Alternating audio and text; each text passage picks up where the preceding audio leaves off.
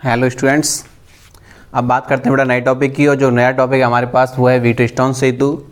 इससे पिछले video lecture में हमने किरचॉफ के नियमों को समझा। किरचॉफ का नियम, प्रथम नियम क्या होता है, सेकंड नियम क्या होता है, किरचॉफ के प्रथम नियम को क्या कहते हैं, किस सिद्धांत पर कार्य करता है, किस नाम से इसको जाना जाता है। सेकंड लॉ को समझा हमने कि किस नाम से इसको जाना जाता है, किस सिद्धांत पर यह कार्य करता है। और उससे पिछले वीडियो लेक्चर में हमने जो विद्युत परिपथ संबंधी जितने भी शब्दावली होती हैं, जैसे जाल, परिपथ, संधि बिंदु, ठीक है बेटा, इनको हमने चर्चा की थी। अब बेटा जो नया टॉपिक हमारे पास वो है व्हीटस्टोन सेतु। अब बेटा ध्यान सुनना कि व्हीटस्टोन सेतु क्या होता है कि एक ध्यान रखना, ये प्रैक्टिकली जितने भी टॉपिक इस चैप्टर के अंदर आएंगे वो सब प्रैक्टिकली हैं, और प्रैक्टिकल जब आप करेंगे 12th क्लास का, वहाँ पर आप इन चीज़ों को देखेंगे। तो एक एक चीज़ को क्लियर करते हुए चलना, ठीक है ना। मैं आपको बार बार रिपीट कराऊंगा, तो ध्यान से सुनना, और आप अपने हैंड नोट्स भी लिख सकते हैं, ठीक। बेटा देखो व्हीटस्टोन सेतु क्या होता है कि एक अंग्रेजी वैज्ञानिक था जो इंग्लैंड का था, और उसने 1842 में, किसमें, 1842 में एक परिपथ तैयार किया, एक परिपथ तैयार किया। और इस परिपथ को तैयार करने में उसने 4 तो प्रतिरोध लिए, एक धारामापी लिया और एक सेल लिया, ठीक है बेटा। कितने प्रतिरोध लिए? 4 प्रतिरोध लिए, एक सेल लिया और एक धारामापी लिया। इन चारों को जोड़कर उसने एक ऐसा परिपथ तैयार किया जिसकी सहायता से अज्ञात प्रतिरोध को ज्ञात किया जा सकता था। जो अज्ञात प्रतिरोध है, जिसका हमें प्रतिरोध मालूम नहीं है, जिसका रेजिस्टेंस वैल्यू हमें मालूम नहीं है, उसको हम लोग ज्ञात कर सकते थे। इस परिपथ का उसने नाम दिया व्हीटस्टोन सेतु, व्हीटस्टोन ब्रिज। बहुत ही कमाल का ये मतलब टॉपिक है, और बहुत ही कमाल का इसने एक सर्किट तैयार किया जिसकी सहायता से हम लोग अज्ञात प्रतिरोध को ज्ञात कर सकते हैं, ठीक है बेटा। अब इसकी रचना कैसे होती है, तो व्हीटस्टोन सेतु समझ में आया कि इसकी परिभाषा क्या होती है कि 4 प्रतिरोध और एक सेल और एक धारामापी से निर्मित एक ऐसा परिपथ जिसकी सहायता से हम लोग अज्ञात प्रतिरोध को ज्ञात कर सकते हैं। क्लियर है बेटा। अब इसकी रचना की बात करते हैं। इसमें हम लोग क्या करते हैं कि 4 प्रतिरोध लेते हैं, 4 प्रतिरोध लेते हैं, PQRS ले सकते हैं आप लोग, या R1, R2, R3 या R4 ले सकते हैं। सभी किताबों में अलग अलग होता है, आप कैसे भी मान सकते हैं, R1, R2, R3, R4 ले सकते हैं, या PQRS भी ले सकते हैं। इन चारों प्रतिरोधों को उसने मिलाकर के एक चतुर्भुज रूपी संरचना बनाई, एक चतुर्भुज रूपी संरचना बनाई ABCD, ठीक है। और A और C सिरों को उसने क्या किया, एक सेल से और एक कुंजी से जोड़ दिया। सुनना बेटा, देखिए मैं डायग्राम बना के दिखाता हूँ आपको, डायग्राम समझेंगे बेटा इसको हम लोग। देखिए इसने क्या किया कि 4 प्रतिरोध लिए बेटा,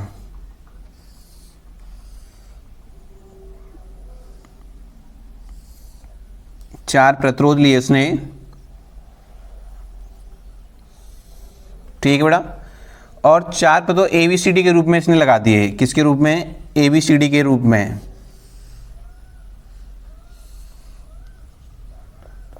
समझते चलना बेटा।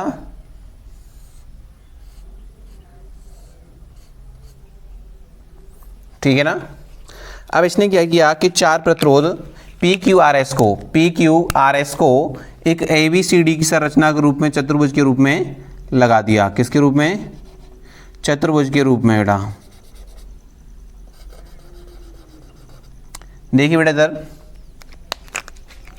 समझिए बेटा इनको कि ये सिरा हो गया A, B और C और D। क्लियर बेटा।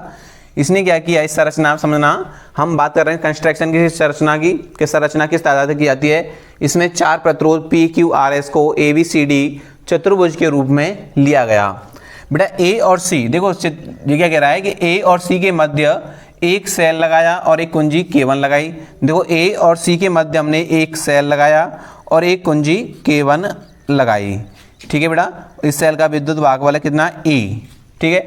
B और D, देखो B और D, यहाँ B और D के मध्य में देखिए बेटा, B और D के मध्य में क्या कह रहा है वो, एक तो क्या लगाई उसने धारामापी, और एक क्या लगाई, कुंजी K2 लगाई। तो देखिए हम लोग एक धारामापी लगाएंगे यहाँ पर,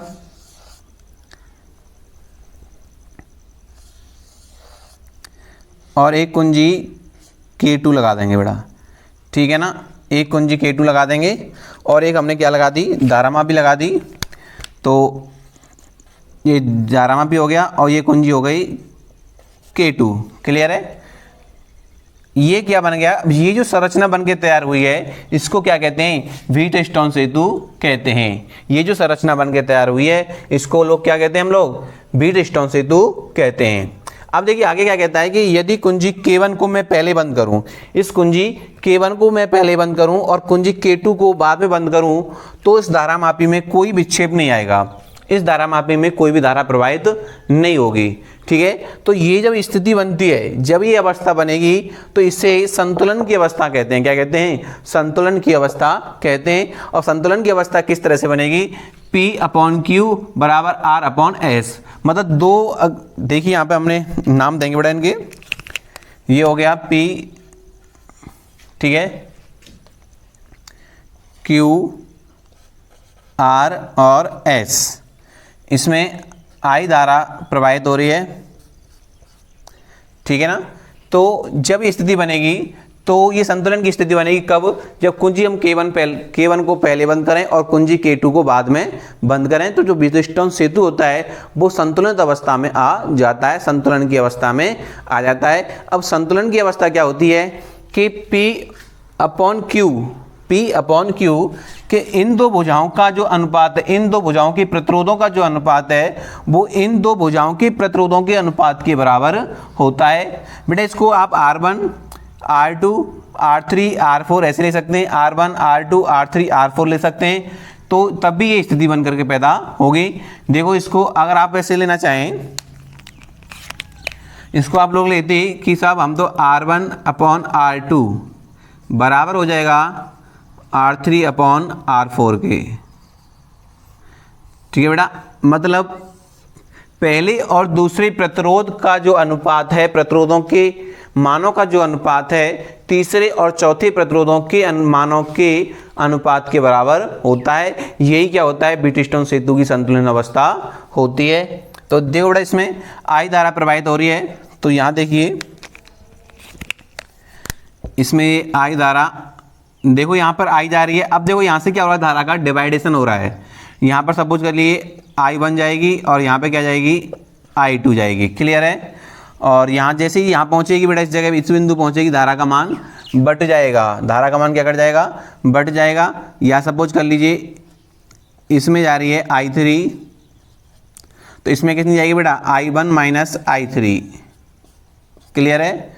ऐसे यहाँ पर होगा तो यहाँ धारा का मान बढ़ जाएगा और यहाँ जो धारा आएगी बेटा ये आपस में जुड़ जाएंगी। क्या कर जाएंगी? क्योंकि ये ऐसे आ रही है तो ये भी ऐसे आ रही है, तो ये आपस में क्या कर जाएंगी? जुड़ जाएंगी। तो I2 प्लस I3, तो ये स्थिति बन करके पैदा हो गई। ये हो गया बेटा व्हीटस्टोन सेतु। ये इसका बेसिक परिचय था, मैं आपको फिर रिपीट करा रहा हूँ बेटा। व्हीटस्टोन सेतु होता क्या है कि अज्ञात प्रतिरोध ज्ञात करने का ऐसा परिपथ, ऐसी विधि जिसमें चार प्रतिरोध एक त्रिभुज संरचना के रूप में लगे होते हैं, उसमें एक सेल और एक धारामापी भी लगी होती है। इसकी खोज बेटा 1842 में की गई। एक इंग्लैंड का वैज्ञानिक था जिसका नाम था C.F. व्हीटस्टोन, जिसने ये व्यवस्था तैयार की, ये परिपथ तैयार किया।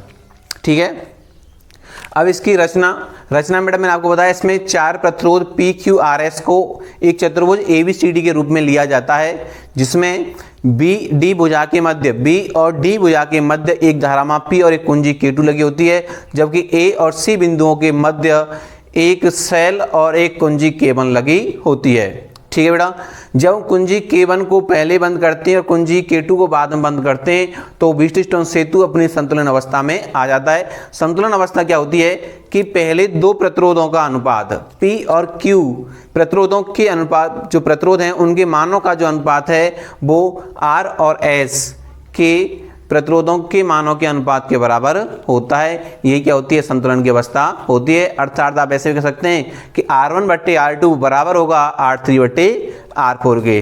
बेटा यहाँ जो RS, जो S प्रतिरोध है उसे अज्ञात प्रतिरोध कहते हैं। क्या कहते हैं? अज्ञात प्रतिरोध कहते हैं, जिसका मान हमें ज्ञात करना होता है। जिसका मान हमें ज्ञात करना होता है, ध्यान रखना, जिसका मान ज्ञात करना होता है।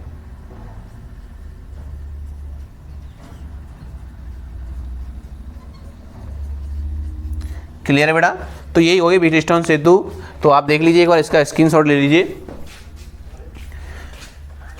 P/Q R/S ये क्या है, संतुलित अवस्था है। क्या है, संतुलित अवस्था। ये किसकी, व्हीटस्टोन सेतु की, जो मैंने आपको यहाँ डायग्राम बनाया है, इसकी क्या है, संतुलित अवस्था है। तो ये इसमें 4 प्रतिरोध होते हैं, एक धारामापी लगी होती है और एक सेल होता है, और इससे जो परपथ तैयार किया जाता है जिसे व्हीटस्टोन सेतु के नाम से जाना जाता है, जिसकी सहायता से हम लोग क्या ज्ञात करते हैं, अज्ञात प्रतिरोध का मान ज्ञात करते हैं। ध्यान रखना संतुलन की अवस्था क्या होती है, इस पर विशेष ध्यान रखना कि इससे आगे हम इसकी संतुलन की अवस्था ज्ञात करेंगे, इसका मान ज्ञात करेंगे। क्लियर है, आगे बात करते हैं बेटा। देखिए स्क्रीनशॉट ले लीजिए बेटा इसका।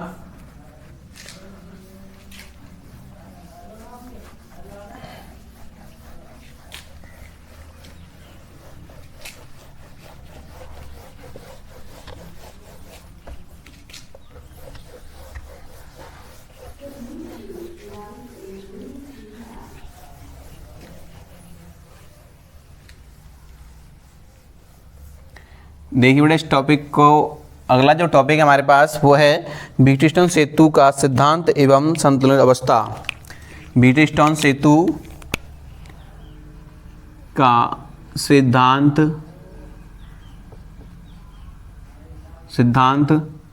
एवं संतुलन की अवस्था, संतुलन की अवस्था।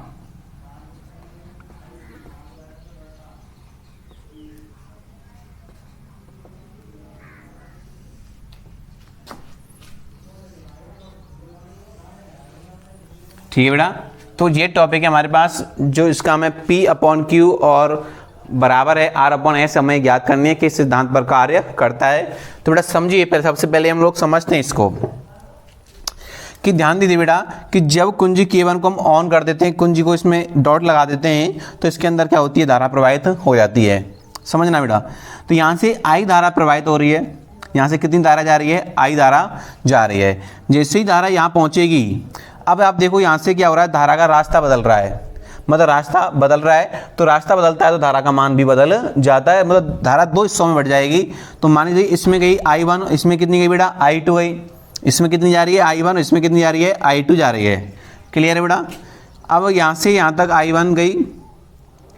अब ध्यान दीजिए बेटा, इसमें जैसे ही B पर धारा पहुंची, I1 धारा B पर पहुंचेगी, तो यहाँ जो I1 धारा है वो फिर से 2 हिस्सों में बटेगी। कितने हिस्सों में बटेगी बेटा, 2 हिस्सों में। जैसे ही I1 धारा B बिंदु पहुंचती है, तो B को या B बिंदु पर उसको 2 रास्ते मिलते हैं। कितने रास्ते मिलते हैं, 2। एक तो बेटा किसी BD की तरफ है और एक है BC की तरफ।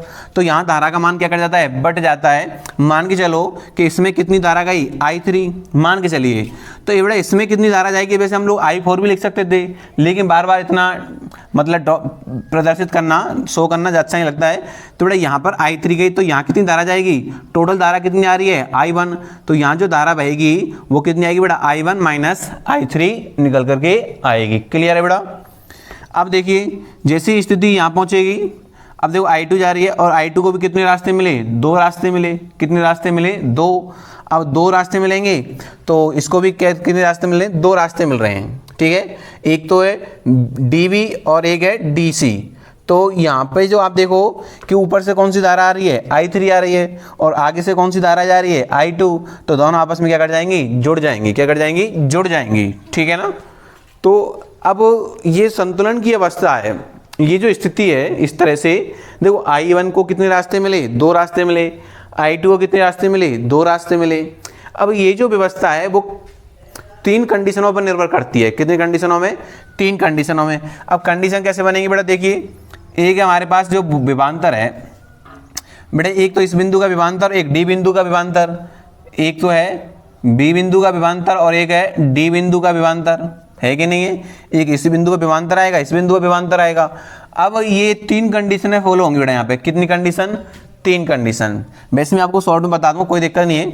एक कंडीशन तो है जब B बड़ा हो, और एक कंडीशन है जब D बड़ा हो, और एक कंडीशन रहेगी जब B DB कैसे हो, बराबर हो। कैसे हो बेटा, बराबर हो। क्लियर है, तब ये स्थिति बनेगी। तो देखते हैं क्या स्थिति रहती है।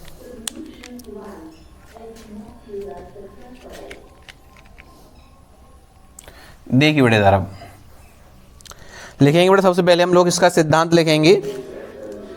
क्या लिखेंगे, सिद्धांत लिखेंगे बेटा। देखिए इधर सिद्धांत लिखेंगे बेटा इसका,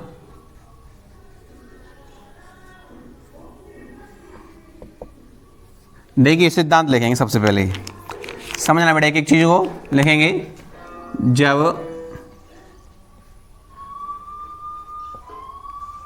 कुंजी K1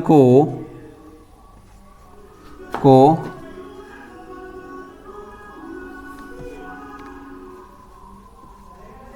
चालू किया जाता है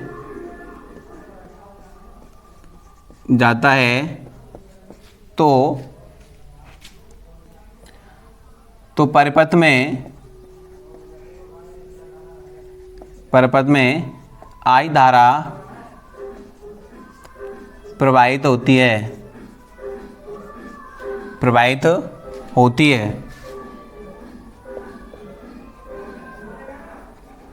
ठीक है बेटा, हमने ऑन किया इसको, कितनी धारा प्रवाहित हो रही है? I धारा प्रवाहित हो रही है। इसमें देखिए यहाँ पर I धारा प्रवाहित हो रही है, लिखेंगे बिंदु A पर जाकर I1 धारा दो भागों में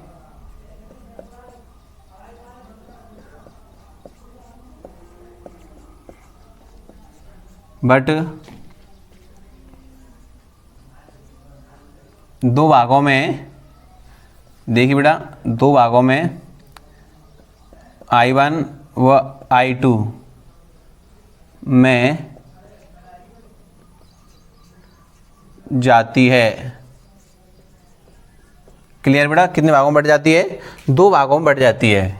ठीक है, I1 और I2 भागों में बढ़ जाती है। लिखेंगे I1 धारा को आगे जाकर, आगे मतलब B बिंदु पर पहुंच करके, ठीक है, आगे जाकर पुनः दो रास्ते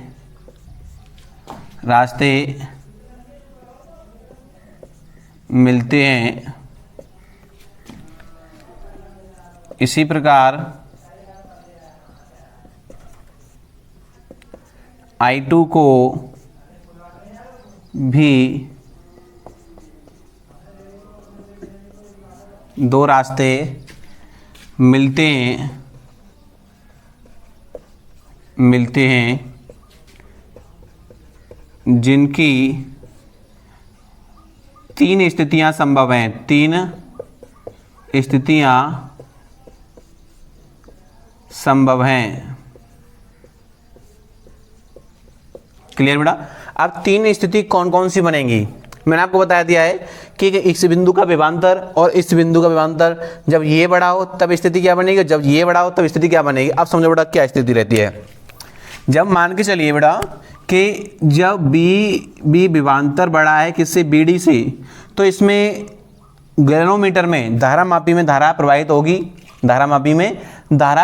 और धारा मापी में विक्षेप उत्पन्न हो जाएगा। क्लियर है? धारा मापी में क्या हो जाएगा? विक्षेप उत्पन्न हो जाएगा, जो D बिंदु से आगे नहीं जाएगी। क्लियर है? जे कब की स्थिति है? जब B बड़ा हो। कब? जब B बड़ा होगा तो धारा मापी में क्या आएगा? विक्षेप उत्पन्न होगा। अब सपोज करो जब D बड़ा हो जाएगा, D बड़ा हो जाए किससे? B से, तो धारा मापी में इसके D बिंदु से इसके विपरीत दिशा में क्या बहेगी? धारा बहेगी नहीं बहेगी बेटा।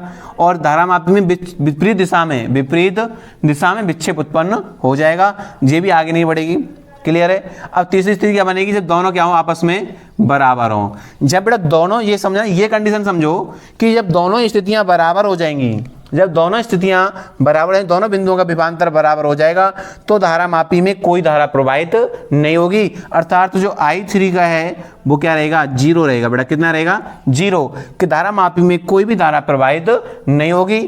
तब जो व्हीटस्टोन सेतु की स्थिति है वो क्या बन जाएगी? संतुलन की स्थिति बन जाएगी। यही चीज मैंने आपको पिछले टॉपिक में लिखा है, मतलब इसी टॉपिक में लिखा है कि जब K1 को पहले बंद किया जाता है और K2 को बाद में बंद किया जाता है तो धारा मापी में कोई विक्षेप नहीं आता है। इसको हम लोग क्या कहते हैं, संतुलन की स्थिति कहते हैं। संतुलन की स्थिति कब बन रही है बेटा, कि B और D बिंदुओं का विभवांतर कैसा हो जाए, बराबर हो जाए, तो धारा मापी में कोई धारा प्रवाहित नहीं होगी जिससे उसके अंदर कोई विक्षेप या डिस्प्लेसमेंट उत्पन्न नहीं होगा। क्लियर है, तब वो स्थिति हम लोग निकालेंगे। देखिए बेटा इधर,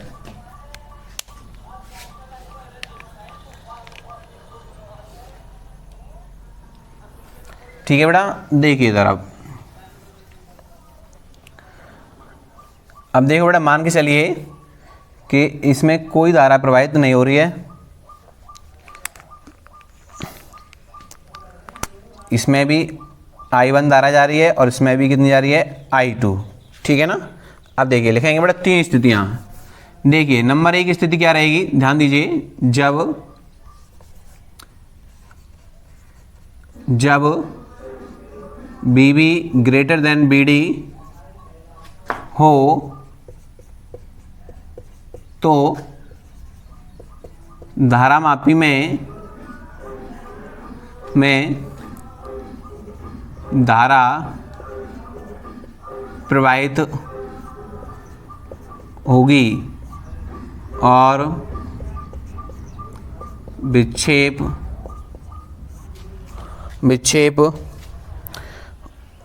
उत्पन्न होगा।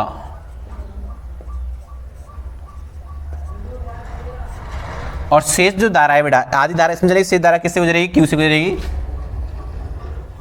और शेष धारा क्यू से गुजरेगी। क्लियर बेटा, कहना ये है कि जब BB बड़ा है किससे, BD से, जब BB बड़ा है किससे, BD से, तो जो धारा है BB पर जाकर के I1 धारा के दो भाग होंगे, जो एक भाग तो जाएगा धारा मापी के अंदर, जिससे क्या होगा, धारा मापी में विक्षेप उत्पन्न होगा, और शेष भाग जो है I1 का वो किससे गुजरेगा, Q से गुजरेगा, ठीक है, और जो धारा है वो D से आगे नहीं जाएगी। क्लियर। सेकंड स्थिति क्या बनती है बेटा, देखिए इधर,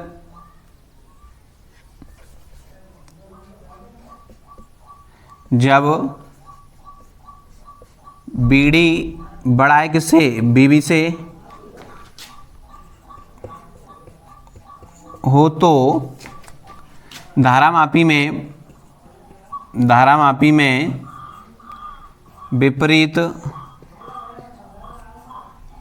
विपरीत दिशा में विक्षेप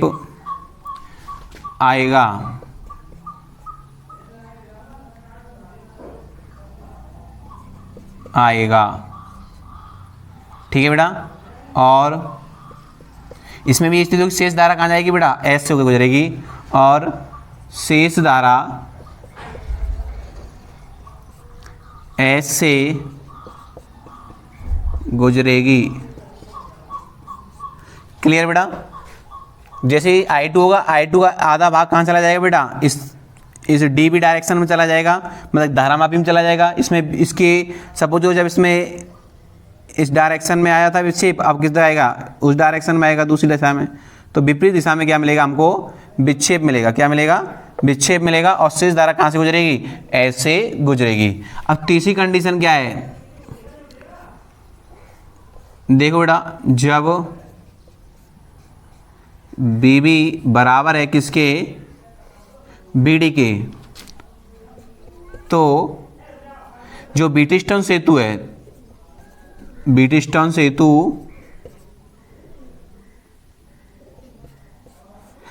सेतु संतुलन की स्थिति में होगा, संतुलन की स्थिति में होगा, अर्थात धारा मापी में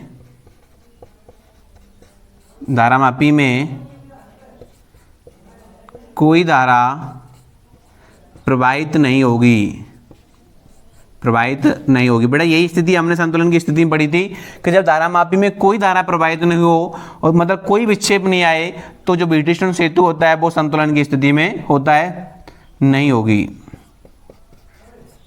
क्लियर बेटा। अब देखिए बेटा संतुलन की स्थिति क्या कहती है, देखिए बेटा इधर लिखेंगे संतुलन की स्थिति से, आप समझो बेटा इसको, यहां से समझिए बेटा। आप जानते हैं बी बी बराबर है किसके, बी डी के, मतलब इस बिंदु का विभवांतर है। तो देखिए इन दो बिंदुओं के बीच का ही तो विभवांतर है बेटा, ये जो बी बी है वो इन दो बिंदुओं के बीच का विभवांतर है। तो हम इसको लिख देंगे बी ए माइनस का बी बी, और इसको हम क्या लिख देंगे बेटा, बी डी को बी ए माइनस बी डी। लिख सकते हैं नहीं लिख सकते हैं, लिख सकते हैं। देखो अभी भी ये कट जाएंगे तो माइनस माइनस कट जाएंगे, बी बी बराबर क्या आ रहा है, बी डी आ रहा है, लिख सकते हैं बेटा।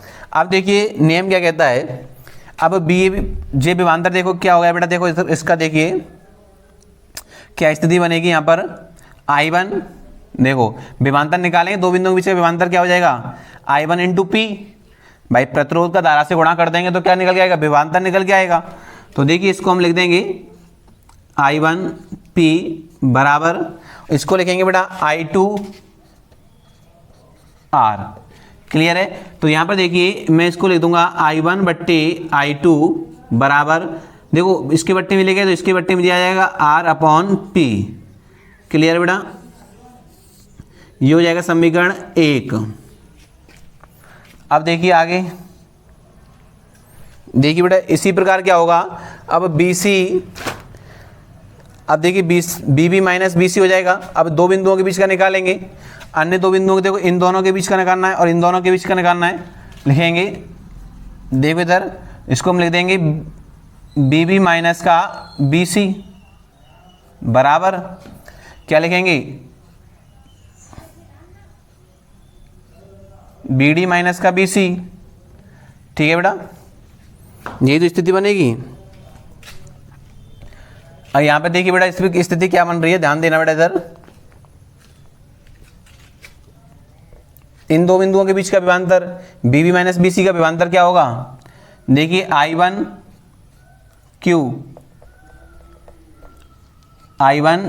Q बराबर हो जाएगा I2 S के। तो यही स्थिति यहाँ बनेगी I1 बट्टे I2 बराबर S अपॉन Q, समीकरण 2। क्लियर बेटा, तो ये स्थिति हमारे पास बन करके आ गई। अब देखिए समीकरण 1 और 2 से देखिए बेटा, देखो ये जो लेफ्ट साइड है ये क्या है, आपस में बराबर है, तो RHS साइड भी क्या होंगे, आपस में बराबर होंगी। लिखेंगे समीकरण 1 व 2 से, तो देखो क्या मैं इसको ऐसे ही लिख सकता, R अपॉन P बराबर S अपॉन Q। लिख सकते हैं, लिख सकते हैं बेटा इसको। देखिए देखो बेटा इधर, अब हमें बनाना क्या है, उल्टा करते हैं बेटा, मल्टीप्लाई कर लो इनका। देखिए आर क्यू बराबर पी एस, आएगा नहीं आएगा, तो P के नीचे Q ले आओ और R के नीचे S भेज दो बेटा। तो ऐसे ज्ञात किया जाता है, और S का मान निकालना हो तो आप क्या करेंगे, P का इसमें डिवाइड दे देंगे। यही क्या है, ब्रिटिश सेतु की संतुलित अवस्था है। लिखेंगे यहाँ पर, लिखेंगे यही ब्रिटिशटॉन सेतु की संतुलित अवस्था है।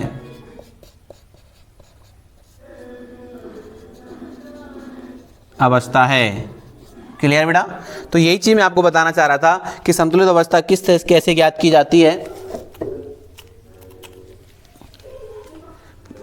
तो देखिए बेटा एक बार मैं फिर और रिपीट कर देता हूं। पहले हम बात करेंगे सिद्धांत की, बिल्कुल क्लियर कर लेना बेटा, एक एक टॉपिक क्लियर करना है, एक एक चीज क्लियर करना है, एक पॉइंट क्लियर करके चलेंगे। सिद्धांत की बात कर रहे हैं। सिद्धांत में क्या है कि जब हम कुंजी K1 को दबा देंगे बेटा, इस K1 को जब चालू कर देंगे तो आप जानते हैं इसमें से क्या बहेगी, धारा बहेगी। और जैसे ही धारा यहाँ बहेगी, इस पॉइंट पर आएगी, तो आप देख रहे हैं कि धारा कितने रास्ते हो रहे हैं, 2। जैसे मान के चलो कि ये पेन है बेटा, अब मेरे हाथ में से सपोज करो I1 धारा बह रही है और यहाँ पे क्या हो गया बेटा, कितने हिस्से बन गए इसके, 2 हिस्से बन गए। कितने हिस्से बन गए, 2। तो एक इधर चली जाएगी, एक इधर चली जाएगी। तो I1 तो चली गई इधर नीले वाले पेन में और I2 चली गई लाल वाले पेन में। तो देखो यहाँ पर I1 चली गई ऊपर वाले मतलब AB की तरफ और I2 चली गई AD की तरफ। क्लियर है। अब आगे देखो बेटा कि B बिंदु पर जाके फिर 2 रास्ते मिल रहे हैं और डी पे जाके भी कितने रास्ते मिल रहे हैं, 2। समस्या क्या है बेटा कि ये जो अवस्था बनी हुई है, ना तो इसमें ये प्रतिरोध जो हैं श्रेणी क्रम में जुड़े हुए हैं और ना ही समांतर क्रम में जुड़े हुए हैं। क्योंकि श्रेणी क्रम में आप जानते हो लगातार जुड़े होने चाहिए एक के बाद एक, तो लेकिन बीच में ये आ गया। ऐसे यहाँ पे देखो, यहाँ पे भी बीच में ये आ गया। समांतर क्रम में देखोगे तो इन दो के तो पहले एक से, इन दो प्रतिरोधों के तो पहले सिरे एक बिंदु से जुड़ रहे हैं, लेकिन इन दोनों यहाँ इनके अंतिम सिरे देखो बेटा ये एक बिंदु से नहीं जुड़ रहे हैं। तो ना तो ये श्रेणी क्रम में जुड़े हुए हैं और ना ही ये समांतर क्रम में जुड़े हुए हैं। तो बेटा जैसी धारा यहाँ पहुँचेगी तो I1 को कितने रास्ते मिलने हैं, 2 और I2 को भी कितने रास्ते मिलने हैं, 2। ठीक है। अब यहाँ इस पर I2 को 2 रास्ते में, तो यहाँ 3 कंडीशनें पैदा होती हैं। 3 कंडीशनें मतलब सीधी बात है कि I1 का आधा भाग तो इसमें जाएगा। जब इसमें जाएगा तो धारामापी में क्या उत्पन्न होगा, विक्षेप उत्पन्न होगा। क्लियर है बेटा। और शेष भाग कहाँ चला जाएगा, I1 के अंदर चला जाएगा। दूसरी कंडीशन क्या रहेगी कि I2 है, जो I2 धारा है उसके भी डी पे जाके कितने भाग हो जाएंगे, 2 और एक भाग कहाँ चला जाएगा, DB की तरफ। तो धारामापी के विपरीत दिशा में क्या मिलेगा, हमें विक्षेप मिलेगा। और शेष भाग कहाँ चला जाएगा बेटा, S प्रतिरोध की तरफ। तीसरा क्या स्थिति है कि इन दोनों बिंदुओं में मतलब ये मान के चलो कि धारामापी के अंदर कोई विक्षेप नहीं आ रहा है, और विक्षेप नहीं आ रहा तो उसका मतलब क्या है कि उसमें कोई भी धारा प्रवाहित नहीं हो रही है। तो जब इसके अंदर कोई धारा प्रवाहित नहीं होती है तो ये व्हीटस्टोन सेतु जो होता है संतुलन की अवस्था में होता है, अर्थात R1/R2 बराबर होता है R3/R4 के। अर्थात दो प्रतिरोधों, पहले और दूसरे प्रतिरोधों के जो मानों का अनुपात है वो तीसरे और चौथे प्रतिरोधों के मानों के अनुपात के बराबर होता है। यही क्या होता है, व्हीटस्टोन सेतु का सिद्धांत होता है। अब देखिए बेटा हमने कैसे निकाला, ध्यान दीजिए इधर कि संतुलन की स्थिति बन रही है तो BB बराबर क्या है, BD के। भाई इन दो बिंदुओं के बीच का विभवांतर बराबर हो जाएगा। अब ये जो इन दो बीच का विभवांतर, तो A और B के बीच का विभवांतर, A और D के बीच का विभवांतर, B और C के बीच का विभवांतर, D और C के बीच का विभवांतर। देखिए बेटा तो मैं इसको ऐसे भी लिख सकता हूँ, BA माइनस BB बराबर BA माइनस BD। तो इसको इसका इन दो बिंदुओं के बीच का विभवांतर क्या है बेटा अपने पास, देखिए बेटा इन दो बिंदुओं के बीच का विभवांतर क्या है, ये वाला। भाई B बराबर क्या होता है, IR होता है। तो I1 इंटू P, तो I1 इंटू P कर दिया बराबर क्या हो जाएगा, इन दो बिंदुओं के बीच का, तो I2 इंटू R, तो I2 इंटू R। तो I1 के नीचे क्या लेके आया बेटा, मैं I2 लेके आया और R के नीचे क्या ले गया, P। क्यों, अगर आप जैसे कि इसके नीचे ले जाएंगे तो उसके नीचे आपको भेजना पड़ेगा तभी बराबर होंगे। तो समीकरण 1 हो गया। इसी प्रकार मैंने क्या किया, देखिए यहाँ पर लिख दूंगा बेटा मैं,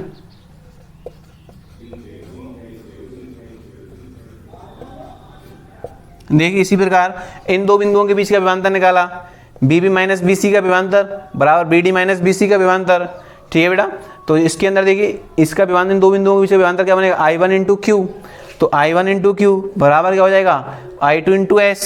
तो I2 इंटू S, तो I1 के नीचे क्या आ गया, I2 आ गया और S के नीचे क्या चला है, Q। समीकरण 1 और 2 से जब देखो इनके LHS पद क्या हैं, बराबर हैं, तो RHS भी क्या होंगे, बराबर होंगे। तो R अपॉन P बराबर RS अपॉन Q, इनका मल्टीप्लाई कर लिया तो P अपॉन Q बराबर क्या आ गया, R अपॉन S। यही क्या है बेटा, व्हीटस्टोन सेतु का सिद्धांत है। क्या है, व्हीटस्टोन सेतु का सिद्धांत है। चाहे इसको आप लोग ऐसे भी लिख सकते हैं, इसको अगर आप लोग R1 मानेंगे बेटा, देखिए सर यदि इसको आप लोग कितना मान रहे हैं, R1, इसको कितना मान रहे हैं, R2, इसको कितना मान रहे हैं, R3, इसको कितना मान रहे हैं, R4। तो यहाँ पर जो स्थिति बनेगी वो ये वाली स्थिति बनेगी बेटा। देखिए इधर R1/R2 बराबर हो जाएगा R3 अपॉन R4। ये वाली स्थिति बन करके पैदा हो जाएगी। क्लियर बेटा, क्लियर है। तो ये स्थिति हमारे पास बन करके पैदा हो गई। मतलब क्या है कि पहली जो संतुलन की अवस्था होती है उसमें चतुर्भुज की किन्हीं दो भुजाओं की संलग्न भुजाओं का जो अनुपात होता है अन्य दो भुजाओं के बराबर होता है। इन दो भुजाओं का अनुपात बराबर होगा इन दो भुजाओं के अनुपात के। क्लियर बेटा। अब जैसे यहाँ से आप लोग क्या निकालना चाहें, अज्ञात प्रतिरोध निकालेंगे, तो देखिए बेटा इसको यहाँ से देखिए अज्ञात प्रतिरोध निकालना है, तो S बराबर आएगा बेटा अपने पास R into Q upon P. ठीक है बेटा, इससे क्या निकाल लेंगे आप लोग, अज्ञात प्रतिरोध का मान ज्ञात कर लेंगे। ठीक है ना। अब बेटा एक चीज़ समझिए, ये चीज़ आपने समझ ली। अब बात करेंगे कि विट्रिस्टोन सेतु की सुग्राह्यता कब अधिक होती है, इसकी सुग्राह्यता कब अधिक होती है।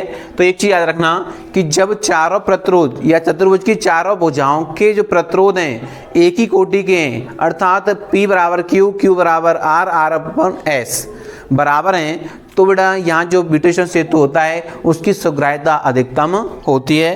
तो देख लीजिए बेटा यहाँ पर देखिए, इधर लिखेंगे बेटा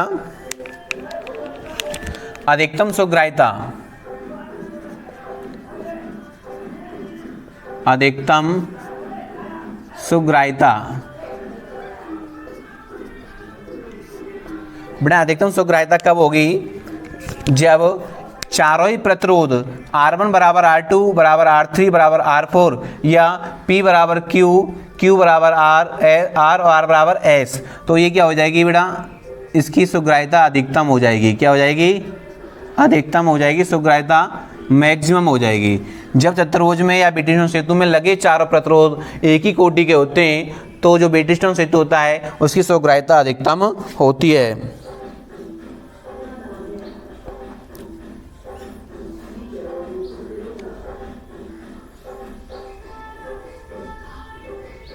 ठीक है बेटा।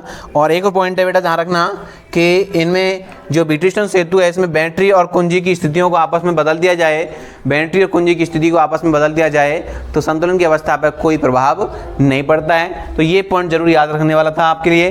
तो बेटा ये क्या हो गई, विट्रिस्टोन सेतु की संतुलन अवस्था। अगली वीडियो लेक्चर में हम लोग विट्रिस्टोन सेतु की संतुलन अवस्था किरचॉफ के नियम से ज्ञात करेंगे। तो आप इसका स्क्रीनशॉट ले लीजिए बेटा एक बार। Thank you for watching video.